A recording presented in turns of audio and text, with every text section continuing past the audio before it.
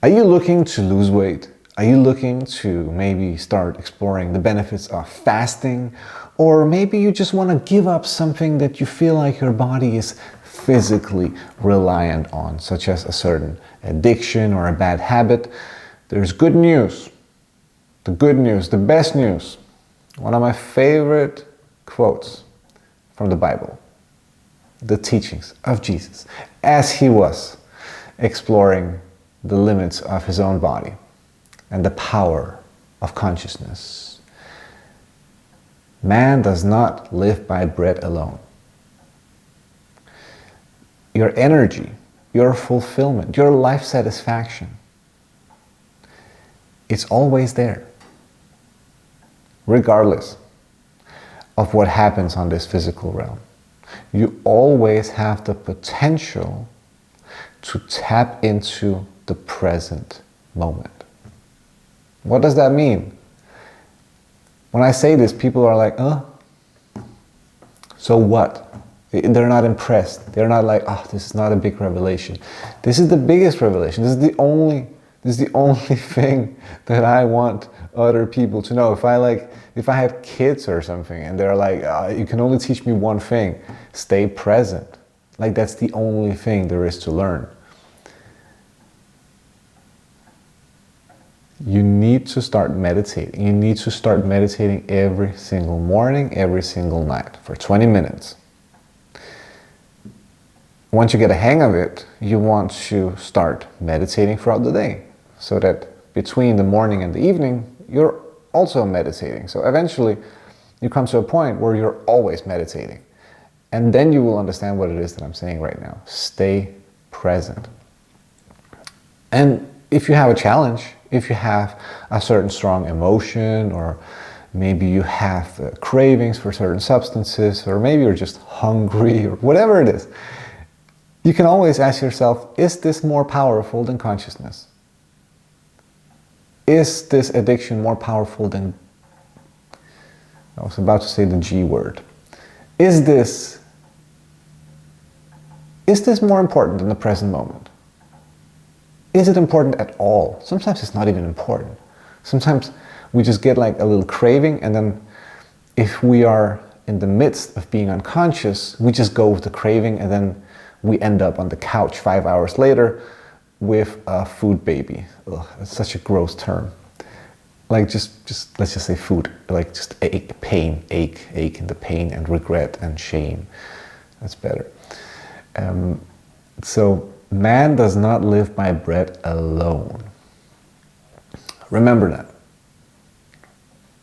Because bread is like the symbol of the sort of the most important thing that your body needs, right? So, and if you read the Man's Search for Meaning, about like the most horrific circumstances that people have found themselves under with, barely any bread. There were people in those environments that still managed to find fulfillment. So we've seen that even in the most horrific circumstances, it is possible. Okay?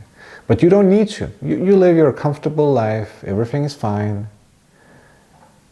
So for you, it's just a power up, you could say. It's a benefit. It's that you now know that you can tap into the benefits of fasting, and you can still feel amazing. Okay, you can start a diet and get in better shape and still feel amazing doing it. Don't listen to all those people who are crying about how hard it is to diet, and that is just because they haven't died from their minds yet. Okay, so but once you do and you realize that you're not the mind, you overcome those 5 minutes, 15 minutes, or whatever it is of just your body and your mind protesting about what's going on, and then once those 15 minutes are up, you are back on cloud 9 again. Okay, it's basic. Just stay present. It's all gonna work out. Man does not live by bread alone. So what does he live on? And I think the quote kind of reveals that as well. It's something about living on the word of the G word, but that's just to say the spiritual sort of the spiritual power, if you will. Man does not live by bread alone, but on spiritual power, on present awareness, on consciousness, on creating that separation between you and your mind, you and the physical sensations in your body, you and the emotional, whatever is going on in your emotional body. Create that distance.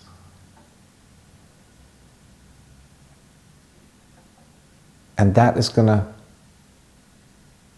take away, like it's literally gonna take away the challenge that you're facing. It's not just gonna create this separation, like some people think is disassociation, which is totally opposite. This is more of an embracing of what's going on rather than disassociating and trying to, run away from it. This is looking at it head on and saying, okay, so you're facing hunger, right? And you're on a diet, rather than trying to look up for ways to cope with it, or scroll on your phone and wait for the hunger to go away on its own, or try to distract yourself in any way. No, you're choosing to embrace it head on and saying, I want to see what this is. I want to really feel it. In fact, I want to feel it even more than what my body feels naturally. If you're feeling, let's say, loneliness, tap into it, feel it with all your might. Yeah, you feel happiness, feel it even more.